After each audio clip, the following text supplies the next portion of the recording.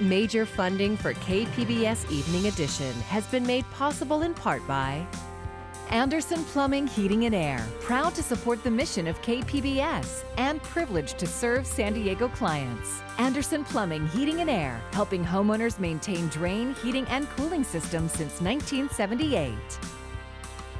And by the Conrad Prebys Foundation, Darlene Marcos Shiley, and by the following.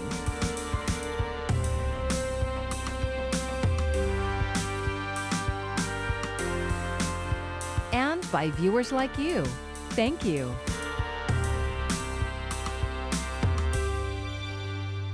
Good evening. It's Tuesday, June 23rd. Thank you for joining us. I'm Maya Trabulsi. As calls to end police brutality continue across the country, city and county leaders are taking steps toward reform. A proposal to beef up San Diego's civilian oversight of the police is headed for the November ballot. KPBS Metro reporter Andrew Bowen says the reform effort is years old, but recently took on new urgency. The current Oversight Board reviews internal police investigations into officer shootings, in-custody deaths, and complaints of officer misconduct. The proposed reform would create a new commission with the power to do its own investigations and subpoena witnesses. Support for the measure has skyrocketed since the wave of protests following George Floyd's death at the hands of Minneapolis police. Councilmember Monica Montgomery, who was elected on a platform of increasing police oversight, said it's about time. You know, it is time to shift power into the hands of the community, to have a more transparent board or commission. The board members now work really, really, really hard. And I want to acknowledge that. And they are volunteers. It is also just a system that in and of itself needed a lot of work and a lot of reform and able to be independent. The council voted unanimously to accept the measure following talks with the police officers union. A final vote to officially place the measure on the ballot is set for July 7th. Andrew Bowen, KPBS News. Instead of sending San Diego Sheriff's deputies to mental health calls, they could be handled by an unarmed mental health crisis team. That's one of several reforms approved by the San Diego County Board of Supervisors just today. KPBS reporter Claire Tregeser says other changes include more oversight of sheriff's deputies. After weeks of protests swept through San Diego County and across the world in the wake of George Floyd's death at the hands of Minneapolis police, local officials responded to calls for changes in how policing is done. One of them is County Supervisor Nathan Fletcher, who proposed a series of reforms. They include establishing a county Office of Equity and Racial Justice and increasing the oversight role of the Citizens Law Enforcement Review Board. The independent board investigates citizen complaints of misconduct by sheriff's deputies and probation officers employed by the county. Fletcher also asked that the creation of a mobile crisis response team be sped up. It's an alternative to having armed deputies respond to mental health calls. The Board of Supervisors took up the reforms at their meeting today. Crystal Irving called in to say she supports forming a non-police unit to respond to mental health. Mental health and wellness checks should not be a jail sentence, and it surely should not be a death sentence. This must stop. If we really want to talk about public safety, we know that having trained clinicians respond to mental health issues is the first step in addressing the issue and the dangerous situations it creates for those struggling with mental health issues. But Bishop Cornelius Bowser called to say the reforms did not go far enough. This will not go anywhere when it comes to black people. Black people are afraid to call the system for help. And when police come in, they view black men as dangerous, as a threat, and as criminals. They would never give a fair shot with the mobile crisis response. And if we're addressing the protests in the streets with Black Lives Matter and so on, this is the wrong approach. And I guarantee you we'll be back here again. Claire Tregeser, KPBS News. The family and friends of Rashard Brooks remembered his life in a private funeral today. As Daryl Forges reports, the service was held at a church where Martin Luther King Jr. once preached. At a holy place that's held hope, where Martin Luther King Jr. urged the congregation to never let go of a dream. Friends and family said farewell to a 27-year-old father at Ebenezer Baptist Church in Atlanta. I look at my grandbaby right there. She looks just like him. And when I look at her, I know that he's not gone. Put your hands on your butt. Rashard Brooks died on June 12th after being shot by an Atlanta police officer following an altercation in a Wendy's parking lot. An officer who shot Brooks has since been charged with murder. But here, the focus isn't on Brooks' death, but on his life. He radiated such a bright light that regardless of the cowardly act that took his life light will never be dimmed. He will continue to shine so bright, even in his absence. The eyes of the present now turn toward the future, a continued hope for change. Don't you stop until Black Lives Matter in every state, in every city, in every hamlet, in every village, in every sector of American society, and ultimately the world. Daryl Forges, KPBS News. And now for an update on the coronavirus in San Diego County. The Board of Supervisors is asking Governor Gavin Newsom to allow more reopenings after hitting pause on those plans last week over community outbreaks. The board voted 4-1 to request state guidance and local control over restarting wedding receptions, conferences, theme parks, street fairs, and playgrounds. San Diego County's Public Health Officer Dr. Wilma Wooten told the supervisors she expects a new peak in cases due to the reopenings that have already happened. The previous peak was back at the end of April. As we have begun to reopen, we see that cases are increasing, and under the 14-day incubation period, there is one daily count that is as high as some of the other peaked days, and we anticipate that this number will increase. Supervisor Jim Desmond proposed the motion and stressed that he doesn't want to allow events and conferences now. He just wants to be prepared for when case counts level off. Top government health officials testified before Congress today about the response to COVID-19. Infectious disease expert Dr. Anthony Fauci said he is cautiously optimistic that a vaccine will be ready at the end of the year. I believe it will be when and not if we get favorable candidates with good results. We will be able to make them available to the American public, as I said to this committee months ago, within a year from when we started, which would put us at the end of this calendar year and the beginning of 2021. Fauci says there are several vaccines in development at various stages, and one of them will enter phase 3 study in July. Fauci did, however, warn the next few weeks will be critical to tamping down coronavirus hotspots around the country. An audit into the finances of the Sweetwater Union High School District found evidence of mismanagement and fraud. KPBS education reporter Joe Hong has the details. The audit was conducted by the State Fiscal Crisis and Management Assistance Team. It found that the Sweetwater Union High School District's administration relied on incomplete financial information before authorizing a 3.75% pay raise for teachers in 2017. The audit also found that the district intentionally avoided disclosing information to bond ratings agencies before a bond measure was voted on in 2018. The findings were announced during Sweetwater's school board meeting on Monday by the San Diego County Superintendent. FICMAC concluded there is significant evidence to indicate that fraud, misappropriation of funds or assets, or other illegal fiscal practices may have occurred by current and former employees. The investigation also found that the district borrowed from its own school facilities funds generated by Melrose taxes. The district used this money to pay for operating expenses without being able to repay it. The report identified system-wide financial issues like poor fiscal oversight, departure from board policy, and the lack of an integrated financial system. On Tuesday, a spokesman for the district said Superintendent Karen Janney is still reviewing the report. Janney provided little comment during Monday's meeting. We will take the time necessary to fully digest it and read through the 80-page report like you mentioned, determine the best course of action, and in doing so, we will, of course, first and foremost, consider the best interests of our students, their families, our staff, and our community. The school district has 15 days to respond to the audit.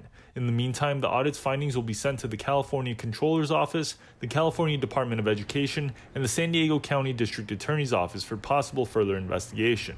Joe Hong, KPBS News. President Trump is paying a visit to Arizona. He's visiting the U.S.-Mexico border to celebrate construction of more than 200 miles of border wall. He is reminding voters of his 2016 campaign promises and credits the wall with stopping illegal immigration as well as COVID-19. Meanwhile, public health officials have singled out Arizona as one of the states currently experiencing a surge in coronavirus cases. The president also spoke about DACA, or the Deferred Action for Childhood Arrivals program. It protects 650,000 people brought to the U.S. as children from deportation. I think good things are happening with DACA. They resubmit, but we'll work it out. And the Democrats have been playing with DACA for years, and they haven't done anything. I'll get it done. I'll get it done. And good things will happen for DACA recipients, and pretty soon. President Trump is ending the day in Phoenix with remarks at a Students for Trump rally inside a church. A powerful earthquake shook southern central Mexico today. The magnitude 7.4 quake hit near the resort town of Huatulco. At least 2 people were killed, including one in a building collapse. Otherwise, reports were of minor damage, such as broken windows and collapsed walls. The earthquake was felt in Mexico City, where seismic alarms gave people enough warning to run outside. Tomorrow, the San Diego County Board of Supervisors will vote on a housing development that has already been roundly rejected by county voters. KPBS reporter Eric Anderson says developers are trying to get the okay to build in the North County. The Lilac Hills project would put 1,700 homes in a master-planned community in the rolling hills of Valley Center. County voters rejected the plan to reshape that agricultural land in 2016, defeating Measure B with about 65% of the vote. It's not just NIMBYs and people who are against development. The entire county, from pretty much every district, voted against this project. The San Diego County Planning Board voted 5-4 to put the issue back in front of supervisors. County staff and fire protection district officials say they think the project should be rejected. They worry that people couldn't get out of the area if a wildfire happens. Developers failed to secure easements to clear brush along the road. Even with that brush clearance, that road is a 2-lane road, and there's going to be another 5,000 people using that road to get out during a fire. The vote is a test for Supervisor Jim Desmond. He's frequently sided with developers looking into building in rural areas. But in 2016, when he was running to replace Bill Horn, who backed the project, Desmond told voters the project needed major changes before he would support it. Unless it comes with that infrastructure and brings you the extra benefit of emergency access and is adequate for the city, and the fire department signs off, yes, this is good, then I would approve it. But if it's the same old thing, it's not going to come through. The project remains largely the same. San Diego County supervisors are being asked to reject the development. Calls to project backers were not returned. Eric Anderson, KPBS News. Don't let the June gloom fool you. It's warming up in spots across the county. Mark Mancuso has your forecast. Here's a look at today's weather headlines. Well, our seasonable temperatures will continue for the next several days. And during the night and morning hours, plenty of coastal clouds. Some of those will sneak into some of the valley locales, then retreat back towards the coast in the afternoon. And for the end of the week, we'll see another trough approaching. So by the weekend, with this trough coming in, it will turn cooler Sunday and Monday, especially in the interior sections. And there could be some gusty westerly winds returning to the mountains and the deserts. Okay, let's take a look at tonight. Well, we'll see the clouds rolling in again. Oceanside down to San Diego. Borrego Springs, a warm night, 73. Mount Laguna, 60. El Cajon at 64. And Escondido's down to 61.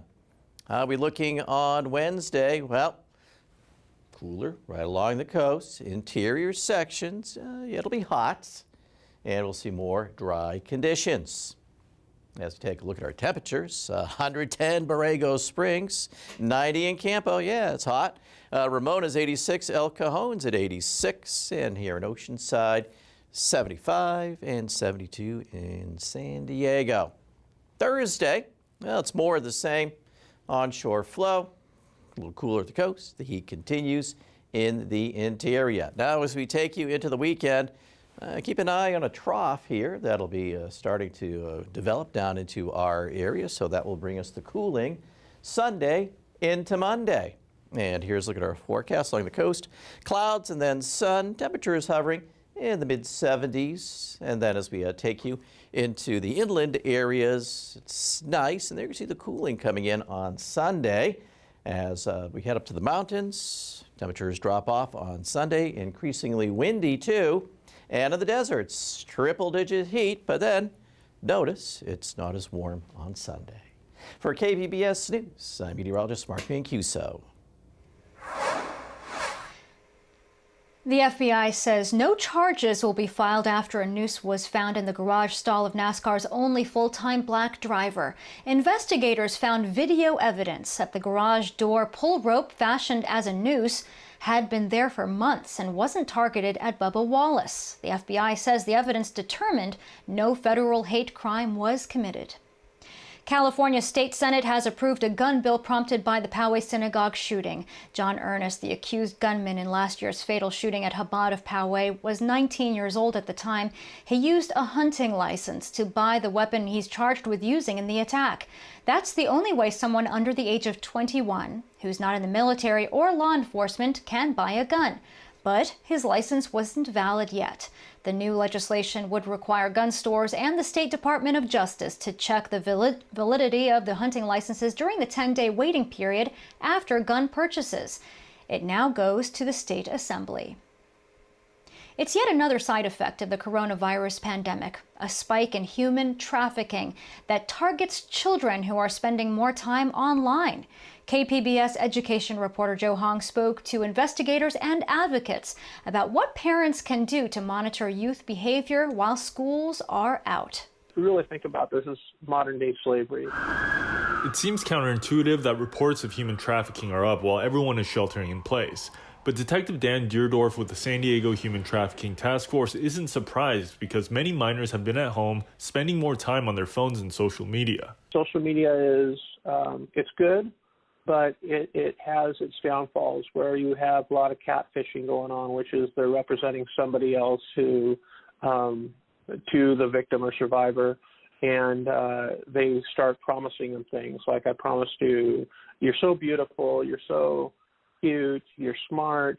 According to the San Diego County District Attorney's Office, reports of internet crime against juveniles in the county, which mostly involve sharing illicit photos of minors, have tripled since the pandemic started. In April of 2019, there were 287 reports in the county. This April, the number shot up to more than 850. The local spike mirrors a trend throughout the United States and across the world. It's due to a variety of factors. Rebecca Sternberg oversees the cyber tip line at the National Center for Missing and Exploited Children. In April 2019, the National Tip Line received about 1 million reports of child exploitation online. This April, the center received more than 4 million reports. With kids being home and parents being at home due to stay-at-home orders, schools being closed, children just have more access to being online, more access to kind of devices that get on the internet. Deerdorf's team, which focuses on sex trafficking cases in the San Diego region, conducted 12 rescues between March and May of this year. That's more than double what they did during the same months last year. Let's say we received a report from a parent and concerned that their child is leaving home a lot. They come home with more than one phone. All of a sudden they have money with them. They come up with clothes. Their boyfriends are older. They're going to hotels. They're going out quite a bit. And there's no explanation for it. Even before the pandemic, human trafficking was a top priority for local law enforcement. As a border region, San Diego County is especially vulnerable. District Attorney Summer Steffen said her office has focused on prevention. We simply don't talk to our kids about these issues, and that's why they're kind of sitting ducks for exploitation. Last year, Steffen's office launched the San Diego Trafficking Prevention Collective, which created a curriculum to help children detect when someone is trying to exploit them online. All of the different buzzwords, the information that is subverted, like lots of times in the world of investigating these cases, they'll use roses instead of money. That's a communication of trading sex for money. Stefan says local investigators have to keep up with the constantly changing methods of perpetrators, but she said social media platforms aren't doing enough to help. The social platforms, they don't really adjust. They're looking for huge red flags that by law they have to intercept. And they're not looking for subtleties that we know about in law enforcement. Deerdorf says the fight against these crimes begins in the home. During a time of social distancing, he said it's more important now than ever for parents to make sure their kids feel cared for at home so they don't become vulnerable to the flattery that leads to exploitation. A lot of it is the responsibility of the parents. Again, I think the most important thing for us as individuals as a whole is just communication with each other and opening up and finding out what the other person's going through, because if you can't gain the trust of individuals in your family or individuals in your community, then you're losing half the battle. If you suspect that a minor you know is being exploited online, you can submit a report at report.cybertip.org. Joe Hong, KPBS News.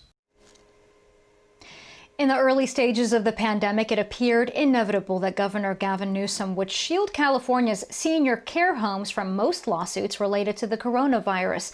But KPBS's Amita Sharma says the idea is now on hold as other states grapple with an uproar after giving such facilities legal immunity. In April, hospitals, nursing homes, and assisted living communities approached Governor Newsom with a big ask. They wanted protection from lawsuits and criminal prosecution for decisions made during the COVID-19 crisis. For weeks, sources told KPBS the governor was close to granting the facilities legal immunity. But with July approaching, there's still no executive order from Newsom and no language for immunity legislation from state lawmakers. Leanne Tratton, political director for Consumer Attorneys of California, says media coverage highlighting, quote, gross violations and poor care of residents in some nursing homes may be one reason why. The problem with immunities, Amita, is that they don't encourage good behavior, they discourage it. Tratton added that Newsom and state lawmakers are likely hesitant to act after seeing what happened in the more than 20 other states where immunity has been granted. Many advocates and families of people living in the facilities say the immunity gave them no way to hold negligent facilities accountable. A spokeswoman for the California Association of Health Facilities says the state's nursing homes are asking for the same immunity given hospitals during emergencies. For months, Newsom's office has refused multiple requests for comment. Amita Sharma, KPBS News. A new study finds those who don't have health insurance or are underinsured are more likely to become severely ill if infected with the coronavirus. Mandy Gaither explains. A lack of insurance or living in one of the 14 states that haven't expanded Medicaid may cause a COVID-19 illness to be more severe, according to a new study. The research published in the Journal of General Internal Medicine found that more than 18 million Americans who are at an increased risk of a severe form of COVID-19 have little or no insurance. Those who don't have adequate insurance coverage may delay care because of treatment cost concerns that could increase the risk that they will have more severe symptoms and be more likely to further spread the disease. The authors from Harvard Medical School, the City University of New York at Hunter College, and the Cambridge Health Alliance wrote that people who are more likely to be underinsured or uninsured tended to be people of color, people who have limited family income, and people who live in rural areas. They say those who live in a state without Medicaid expansion are 52% more likely to be inadequately insured compared to those who live in states that had expanded Medicaid. For today's Health Minute, I'm Mandy Gaither. Major League Baseball's owners have voted to move forward with the 2020 season. Now it's up to the players to approve the health and safety protocol and to agree to arrive at their home stadiums by July 1st. This comes after 3 months of negotiations, with players rejecting the owners' last offer of a 60-game season. If players agree on how the league will handle COVID-19 precautions, the first games could be played by July 24th. I'm Judy Woodruff. Tonight on the NewsHour, health leaders urge vigilance as the virus surges in parts of the U.S. and hospitals face an overload of patients. Coming up at 7 after Evening Edition on KPBS.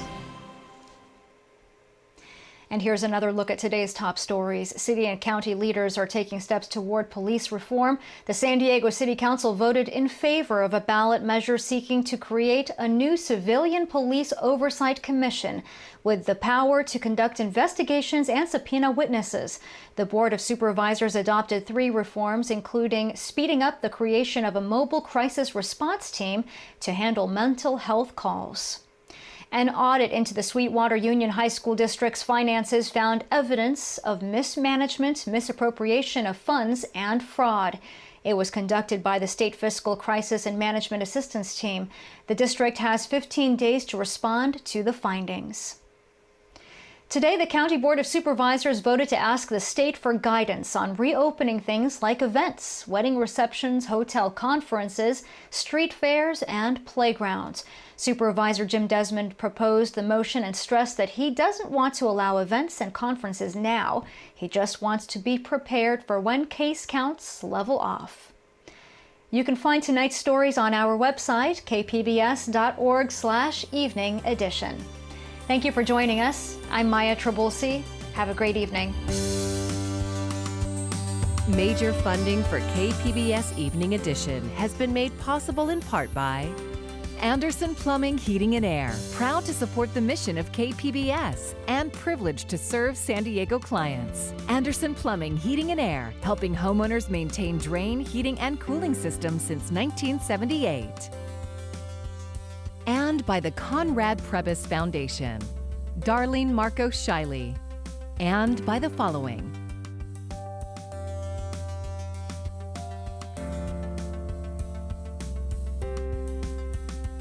And by viewers like you. Thank you.